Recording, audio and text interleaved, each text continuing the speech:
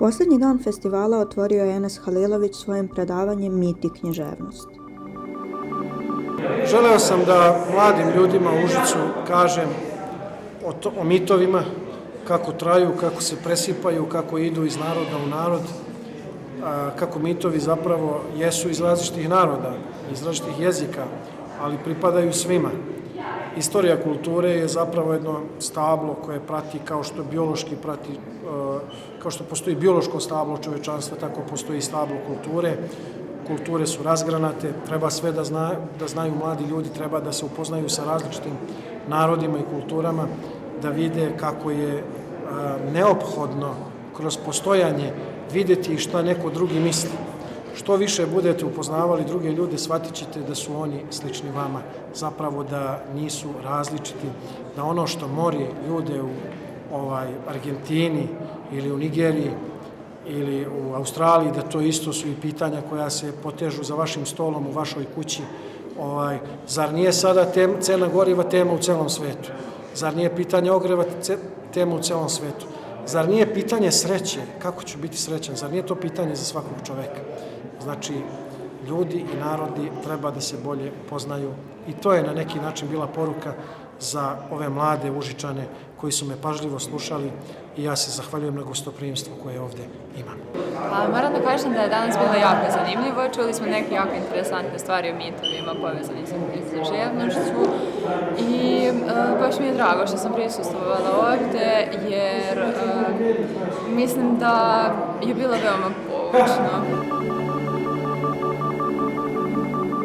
Drugo predavanje bilo je predavanje Nenada Veličkovića, njegova tema bila je Stoja, majka Trešpoljka.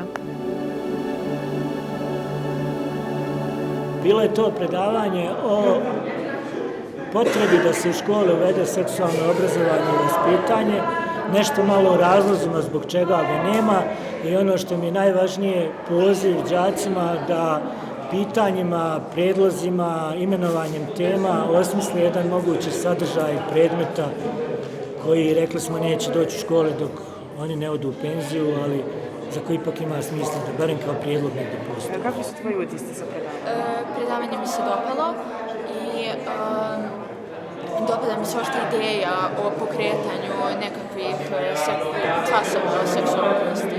Današnja tema je bila jako neobična. Da kažem, mi ove teme ne možemo čuti u školi i zbog toga mi se jako dopalo jer smatram da bi predmet seksualno obrazovanje trebalo uvesti u školski program. Ovogodišnji festival zatvara Emina Žuna svojim predavanjem o romanu Margaret Atwood Suškina priča. Emina je pričala o mojoj omiljenoj knjizi i seriji i onda je meni bilo posebno zanimljivo jer smo mogli dođemo u razgovor s njom i da govorimo o cijelom tom društvu. Generalno, ona je stvarno kao predavač odlična i mnogo mi se sviđa kakav pristup ima. Tako da nadam se da će nas posjetiti još bolje. Moje predavanje je bilo u vezi između romana Margareta Atwood Suškina priča i serije, te svim izmjenama zapravo koje su dodane u seriju, odnosno na roman, zbog svih tih historijskih i društvenih previranja kojima svjedočimo zadnjih 38 godina od kako je roman prvi put izdan. Meni se generalno svidalo predavanje, interesuje me, generalno me interesuje takva književnost i kako ljudi gledaju na nju. Ovo su stvarno neki problemi koji su se dešavali u našoj istoriji, u knjizi i u seriji, ništa nije izmišljeno.